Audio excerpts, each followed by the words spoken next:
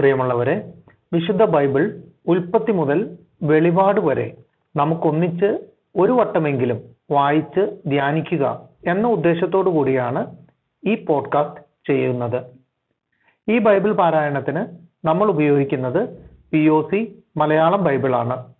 ഓർക്കുക, നാം വചനം വായിക്കുമ്പോൾ ഈശോ വചനമായി നമ്മോടൊപ്പം ഉണ്ടായിരിക്കും. മുടക്കം കൂടാതെ വചനം വായിക്കുന്നത് ഒരു നിയോഗമായി നമുക്കെടുക്കാം. അതിനായി പരിശുദ്ധാത്മാവേ, ഞങ്ങളെ ശക്തിപ്പെടുത്തണമേ എന്ന് പ്രാർത്ഥിക്കാം. അതോടൊപ്പം വചനത്തിലെ വാഗ്ദാനങ്ങൾ ഞങ്ങളിലും ഞങ്ങളുടെ കുടുംബങ്ങളിലും നിറവേറണമേ എന്ന് പ്രാർത്ഥിച്ചുകൊണ്ട് നമുക്ക് ആരംഭിക്കാം. ഇന്ന് നമ്മൾ വായിച്ചു ധ്യാനിക്കുക സംഖ്യയുടെ പുസ്തകം 29ഉം 30ഉം അധ്യായങ്ങളാണ്. അധ്യായം 29.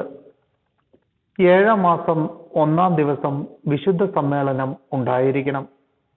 അന്ന് ശ്രമകരമായ ജോലിയൊന്നും ചെയ്യരുത്. അത് നിങ്ങൾക്ക് കാഹളം മുഴക്കുവാനുള്ള ദിവസമാകുന്നു. കർത്താവിന്റെ മുമ്പിൽ പരിമളം പരത്തുന്ന ദഹനബലിയായി ഒരു കാളക്കുട്ടി, ഒരു മുട്ടാട്, 1 വയസ്സുള്ള 7 ആൺ ചെമ്മരിയാടുകൾ ഇവ അർപ്പിക്കണം. അവയുടെ കൂടെ ധാന്യബലിയായി കാളക്കുട്ടിക്ക് 1 ഏഫായുടെ 10-3, മുട്ടാടിന് 10-2, ആട്ടിൻകുട്ടി 1-ന് 10-1 വീതം നേരിയ മാവ് എണ്ണ ചേർത്ത് അർപ്പിക്കണം. അതോടൊപ്പം നിങ്ങൾക്ക് വേണ്ടി പരിഹാരം ചെയ്യുന്നതിന് 1 കോലാട്ടിൻ മുട്ടനെ പാപപരിഹാര ബലിയായി അർപ്പിക്കണം. അമാവാസികളിൽ അർപ്പിക്കുന്ന ദഹനബലി, അതോടൊന്നിച്ചുള്ള ധാന്യബലി, അനുദിന ദഹനബലി, അതോടൊന്നിച്ചുള്ള ധാന്യബലി, നിയമപ്രകാരമുള്ള അവയുടെ പാനീയ ബലി എന്നിവയ്ക്ക് പുറമെ കർത്താവിന്റെ മുമ്പിൽ പരിമളം പരത്തുന്ന ദഹനബലിയാണിത്. 7-ാം മാസം 10-ാം ദിവസം നിങ്ങൾക്ക് വിശുദ്ധ സമ്മേളനം ഉണ്ടായിരിക്കണം. അന്ന് നിങ്ങൾ ഉപവസിക്കണം, ജോലിയൊന്നും ചെയ്യരുത്. എന്നാൽ 1 കാളക്കുട്ടി, 1 മുട്ടാട്, 1 വയസ്സുള്ള 7 ആൺ ചെമ്മരിയാടുകൾ ഇവയെ കർത്താവിന് മുമ്പിൽ പരിമളം പരത്തുന്ന ദഹനബലിയായി അർപ്പിക്കണം. അവ ഊനമറ്റതായിരിക്കണം. അവയോടൊന്നിച്ചുള്ള ധാന്യബലിയായി കാളക്കുട്ടിക്ക് 1 ഏഫായുടെ 10-3, മുട്ടാടിന് 10-2, ആട്ടിൻകുട്ടി 1-ന് 10-1 വീതം നേരിയ മാവ് എണ്ണ ചേർത്ത് അർപ്പിക്കണം. പരിഹാര ദിനത്തിൽ അർപ്പിക്കുന്ന പാപപരിഹാര ബലി, അനുദിന ദഹന ബലി, അവയോടൊന്നിച്ചുള്ള ധാന്യബലി, പാനീയ ബലി എന്നിവയ്ക്ക് പുറമെ പാപപരിഹാരത്തിനായി 1 കോലാട്ടിൻ മുട്ടനെയും അർപ്പിക്കണം. 7-ാം മാസം 15-ാം ദിവസം നിങ്ങൾക്ക് വിശുദ്ധ സമ്മേളനം ഉണ്ടായിരിക്കണം. ശ്രമകരമായ ജോലിയൊന്നും അന്ന് ചെയ്യരുത്. 7 ദിവസം നിങ്ങൾ കർത്താവിന് ഉത്സവം ആഘോഷിക്കണം. കർത്താവിന്റെ മുമ്പിൽ പരിമളം പരത്തുന്ന ദഹനബലിയായി 13 കാളക്കുട്ടികൾ, 2 മുട്ടാടുകൾ, 1 വയസ്സുള്ള 14 ആൺ ചെമ്മരിയാടുകൾ എന്നിവയെ ദഹനബലിയായി അർപ്പിക്കണം. അവ ഊനമറ്റതായിരിക്കണം. അവയോടൊന്നിച്ച് ധാന്യബലിയായി കാളക്കുട്ടി 1-ന് 1 ഏഫായുടെ 10-3, മുട്ടാട് 1-ന് 10-2, ആട്ടിൻകുട്ടി 1-ന് 10-1 വീതം നേരിയ മാവ് എണ്ണ ചേർത്ത് അർപ്പിക്കണം. അനുദിന ദഹനബലിക്കും അവയോടൊന്നിച്ചുള്ള ധാന്യബലി, പാനീയ ബലി ഇവയ്ക്കും പുറമെ പാപപരിഹാര ബലിയായി 1 കോലാട്ടിൻ മുട്ടനെയും അർപ്പിക്കണം.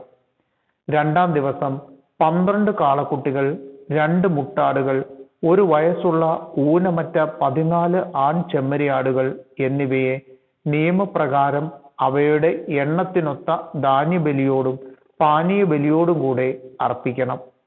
അനുദിന ദഹനബലി, അതോടൊന്നിച്ചുള്ള ധാന്യബലി, പാനീയ ബലി ഇവയ്ക്ക് പുറമെ പാപപരിഹാര ബലിയായി 1 കോലാട്ടിൻ മുട്ടനെയും അർപ്പിക്കണം. 3-ാം ദിവസം 11 കാള, 2 മുട്ടാട്, 1 വയസ്സുള്ള ഊനമറ്റ 14 ആൺ ചെമ്മരിയാടുകൾ എന്നിവയെ നിയമപ്രകാരം അവയുടെ എണ്ണത്തിനൊത്ത ധാന്യബലിയോടും പാനീയ ബലിയോടും കൂടെ അർപ്പിക്കണം. അനുദിന ദഹനബലിക്കും അതോടൊന്നിച്ചുള്ള ധാന്യബലിക്കും പാനീയ ബലിക്കും പുറമെ പാപപരിഹാര ബലിയായി 1 കോലാട്ടിൻ മുട്ടനെയും അർപ്പിക്കണം.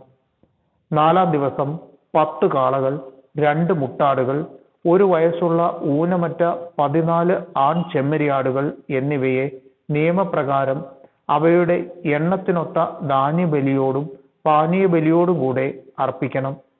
അനുദിന ദഹനബലിക്കും അതോടൊന്നിച്ചുള്ള ധാന്യബലിക്കും പാനീയബലിക്കും പുറമെ പാപപരിഹാര ബലിയായി ഒരു കോലാട്ടിൻ മുട്ടനെയും അർപ്പിക്കണം. 5-ാം ദിവസം 9 കാളകൾ, 2 മുട്ടാടുകൾ, 1 വയസ്സുള്ള ഊനമറ്റ 14 ആൺ ചെമ്മരിയാടുകൾ എന്നിവയെ നിയമപ്രകാരം അവയുടെ എണ്ണത്തിനൊത്ത ധാന്യബലിയോടും പാനീയബലിയോടും കൂടെ അർപ്പിക്കണം. അനുദിന ദഹനബലിക്കും അതിന്റെ ധാന്യബലിക്കും പാനീയബലിക്കും പുറമെ പാപപരിഹാര ബലിയായി ഒരു കോലാട്ടിൻ മുട്ടനെയും അർപ്പിക്കണം. 6-ാം ദിവസം 8 കാളകൾ, 2 മുട്ടാടുകൾ, 1 വയസ്സുള്ള ഊനമറ്റ 14 ആൺ ചെമ്മരിയാടുകൾ എന്നിവയെ നിയമപ്രകാരം അവയുടെ എണ്ണത്തിനൊത്ത ധാന്യബലിയോടും പാനീയബലിയോടും കൂടെ അർപ്പിക്കണം.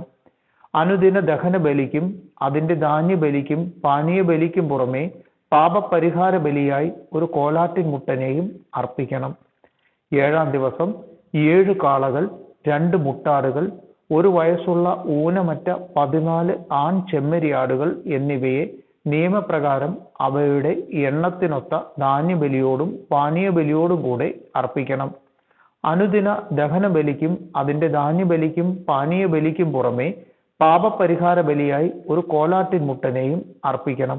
8-ാം ദിവസം നിങ്ങൾക്ക് വിശുദ്ധ സമ്മേളനം ഉണ്ടായിരിക്കണം. ശ്രമകരമായ ജോലിയൊന്നും അന്ന് ചെയ്യരുത്. കർത്താവിന്റെ മുമ്പിൽ പരിമളം പരത്തുന്ന ദഹനബലിയായി 1 കാളയെയും 1 മുട്ടാടിനെയും 1 വയസ്സുള്ള ഊനമറ്റ 7 ആൺ ചെമ്മരിയാടുകളെയും അർപ്പിക്കണം. നിയമപ്രകാരം അവയുടെ എണ്ണമനുസരിച്ച് ധാന്യബലിയും പാനീയബലിയും അർപ്പിക്കണം. അനുദിന ദഹനബലിക്കും അതിന്റെ ധാന്യബലിക്കും പാനീയബലിക്കും പുറമെ പാപപരിഹാര ബലിയായി ഒരു കോലാട്ടിൻ മുട്ടനെയും അർപ്പിക്കണം. നേർച്ചകളും സ്വാഭീഷ്ട കാഴ്ചകളുമായി നിങ്ങൾ സമർപ്പിക്കുന്ന ദഹനബലികൾ, ധാന്യബലികൾ, പാനീയബലികൾ എന്നിവയ്ക്ക് പുറമെ നിർദ്ദിഷ്ടമായ ഉത്സവ ദിനങ്ങളിൽ ഇവയും കർത്താവിന് അർപ്പിക്കണം. കർത്താവ് കൽപ്പിച്ചതെല്ലാം മോശ ഇസ്രായേൽ ജനത്തോട് പറഞ്ഞു. അധ്യായം 30. സ്ത്രീകളുടെ നേർച്ചകൾ. മോശ ഇസ്രായേൽ ജനത്തിന്റെ ഗോത്ര തലവന്മാരോട് പറഞ്ഞു, കർത്താവ് ഇങ്ങനെ കൽപ്പിച്ചിരിക്കുന്നു, ആരെങ്കിലും കർത്താവിന് നേർച്ച നേരുകയോ ശപഥം ചെയ്ത് തന്നെ കടപ്പെടുത്തുകയോ ചെയ്താൽ തന്റെ വാക്ക് ലംഘിക്കാതെ വാഗ്ദാനം നിറവേറ്റണം. ഏതെങ്കിലും യുവതി പിതൃഗൃഹത്തിൽ വെച്ച് കർത്താവിന് നേർച്ച നേരുകയും ശപഥത്താൽ തന്നെ കടപ്പെടുത്തുകയും ചെയ്തിട്ട് അവളുടെ നേർച്ചയെയും തന്നെ കടപ്പെടുത്തിയ ശപഥത്തെയും കുറിച്ച് കേൾക്കുമ്പോൾ പിതാവ് അവളോട് ഒന്നും പറയുന്നില്ലെങ്കിൽ അവളുടെ എല്ലാ നേർച്ചകളും ശപഥത്തിന്റെ കടപ്പാടും സാധുവായിരിക്കും. എന്നാൽ പിതാവ് അതിനെക്കുറിച്ച് കേൾക്കുന്ന ദിവസം തന്നെ വിസമ്മതം പ്രകടിപ്പിച്ചാൽ അവളുടെ എല്ലാ നേർച്ചകളും ശപഥത്തിന്റെ കടപ്പാടും അസാധുവാകും. പിതാവ് വിലക്കിയതുകൊണ്ട് കർത്താവ് അവളോട് ക്ഷമിക്കും. നേർച്ചയോ ചിന്തിക്കാതെ ചെയ്ത തന്നെ കടപ്പെടുത്തുന്ന ശപഥമോ ഉള്ള സ്ത്രീ വിവാഹിതയാവുകയും അവളുടെ ഭർത്താവ് അത് കേട്ട ദിവസം ഒന്നും പറയാതിരിക്കുകയും ചെയ്താൽ അവളുടെ നേർച്ചകളും ശപഥത്തിന്റെ കടപ്പാടും സാധുവായിരിക്കും. എന്നാൽ അവളുടെ ഭർത്താവ് അത് കേട്ട ദിവസം വിസമ്മതം പ്രകടിപ്പിച്ചാൽ അവളുടെ നേർച്ചയും വിചാരശൂന്യമായ ശപഥത്തിന്റെ കടപ്പാടും അവൻ അസാധുവാക്കുന്നു. കർത്താവ് അവളോട് ക്ഷമിക്കും. എന്നാൽ വിധവയോ ഉപേക്ഷിക്കപ്പെട്ട സ്ത്രീയോ നേരുന്ന ഏതൊരു നേർച്ചയും ശപഥത്തിന്റെ കടപ്പാടും അവൾക്ക് ബാധകമായിരിക്കും. ഏതെങ്കിലും സ്ത്രീ ഭർതൃഗൃഹത്തിൽ വെച്ച് നേർച്ച നേരുകയോ ശപഥത്താൽ തന്നെ കടപ്പെടുത്തുകയോ ചെയ്യുകയും അവളുടെ ഭർത്താവ് അത് കേൾക്കുമ്പോൾ വിലക്കാതിരിക്കുകയും ചെയ്താൽ അവളുടെ നേർച്ചകളും ശപഥത്തിന്റെ കടപ്പാടും സാധുവായിരിക്കും. എന്നാൽ അവളുടെ ഭർത്താവ് അത് കേൾക്കുന്ന ദിവസം അവയെ അസാധുവാക്കിയാൽ അവളുടെ നേർച്ചയും ശപഥത്തിന്റെ കടപ്പാടും പ്രാബല്യമില്ലാത്തതാകും. അവളുടെ ഭർത്താവ് അവയെ അസാധുവാക്കിയിരിക്കുന്നു. കർത്താവ് അവളോടും ക്ഷമിക്കും. ഏതു നേർച്ചയും ശപഥത്തിന്റെ കടപ്പാടും ഒരുവളുടെ ഭർത്താവിന് സാധുവോ അസാധുവോ ആക്കാം. എന്നാൽ അവളുടെ ഭർത്താവ് അത് കേട്ടിട്ട് ഒന്നും പറയുന്നില്ലെങ്കിൽ അവളുടെ എല്ലാ നേർച്ചകളും ശപഥങ്ങളും അവൻ സ്ഥിരപ്പെടുത്തുന്നു. അവൻ വിലക്കാത്തതുകൊണ്ട് അവ സ്ഥിരപ്പെട്ടിരിക്കുന്നു. എന്നാൽ അത് കേട്ടിട്ട് കുറെ നാൾ കഴിഞ്ഞ ശേഷം നിരോധിച്ചാൽ അവൻ അവളുടെ കുറ്റം ഏറ്റെടുക്കണം. ഭർത്താവും ഭാര്യയും പിതാവും പിതൃഗൃഹത്തിൽ വസിക്കുന്ന കന്യകയും പാലിക്കണമെന്ന് മോശ വഴി കർത്താവ് കൽപ്പിച്ച നിയമങ്ങൾ ഇവയാണ്.